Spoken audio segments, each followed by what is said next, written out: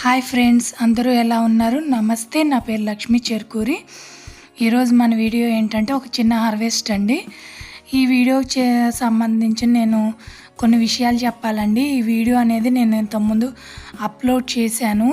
నిన్నటి రోజు నేను కోసిన కూరగాయలు అని చెప్పేసి వీడియో పెట్టాను.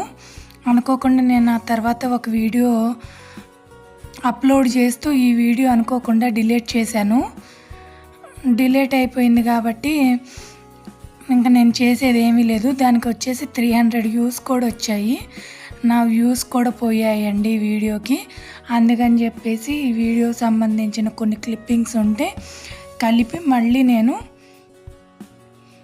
ఎడిటింగ్ చేసి పెడుతున్నానండి. ఇప్పుడైతే వీడియో చూసేయండి ఫ్రెండ్స్. మీరు అందరూ అర్థం చేసుకుంటారనుకుంటున్నాను.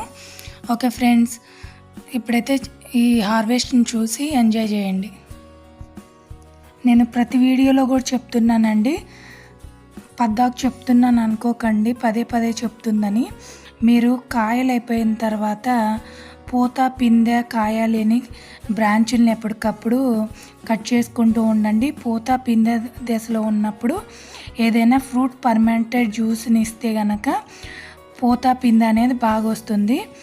ఏదైనా ఫ్రూట్స్తో చేసిన పర్మెంటెడ్ జ్యూసు మొక్కల మొదల్లో కానీ పైన స్ప్రే చేయడం వల్ల కానీ పూత పిందె అనేది బాగా వస్తుంది. అదేవిధంగా పశువుల ఎరువు, Epsom salt, bone mill powder వీటిని ఇవ్వటం వల్ల మనకి మొక్కలు అనేవి హెల్తీగా పెరుగుతాయి.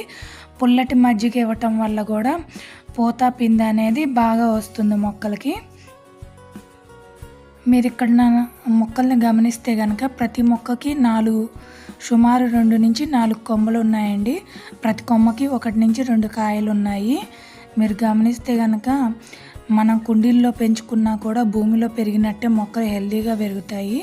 మనం ఇచ్చే పోషకాల వల్ల మెయిన్ మనం భూమిలో వాటికి వర్మి కంపోస్టు, పశువుల ఎరువు ఇస్తే సరిపోతుందండి.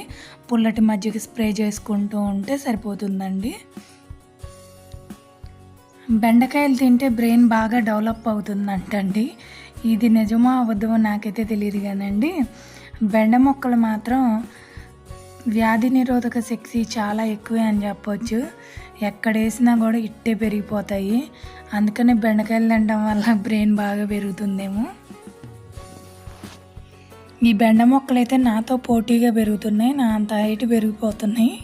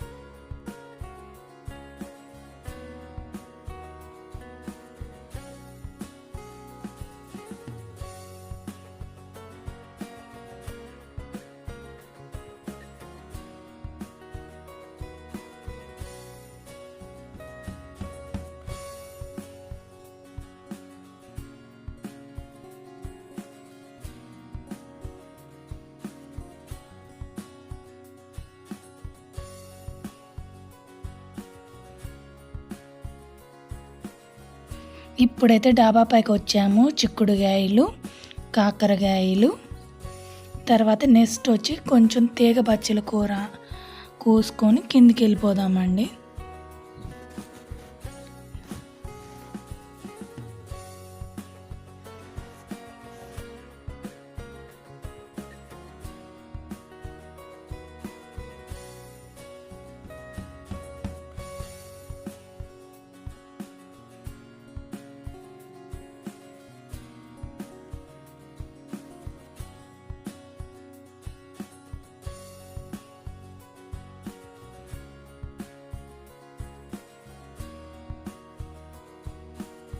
ఓకే ఫ్రెండ్స్, మీరు అందరూ అర్థం చేసుకుంటారు అనుకుంటున్నాను. ఎందుకంటే ఈ వీడియోకి సంబంధించిన క్లిప్పింగ్స్ అనేవి నా దగ్గర కొన్ని మాత్రమే ఉన్నాయి.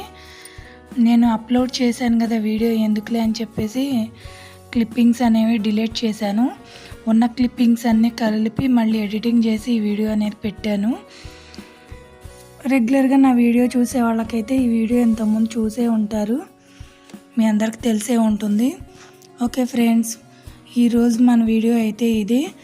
మన తోటలో నేను చేసిన హార్వెస్ట్ అనేది ఇదే ఫ్రెండ్స్. కొన్ని చిక్కుడుకాయలు, ఆకుకూర, బెండకాయలు, కాకరకాయలు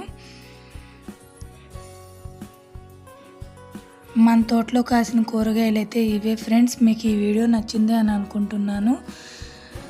మీకు కనుక ఈ వీడియో నచ్చితే లైక్ చేయండి, షేర్ చేయండి, సబ్స్క్రైబ్ చేయండి. Thanks for watching.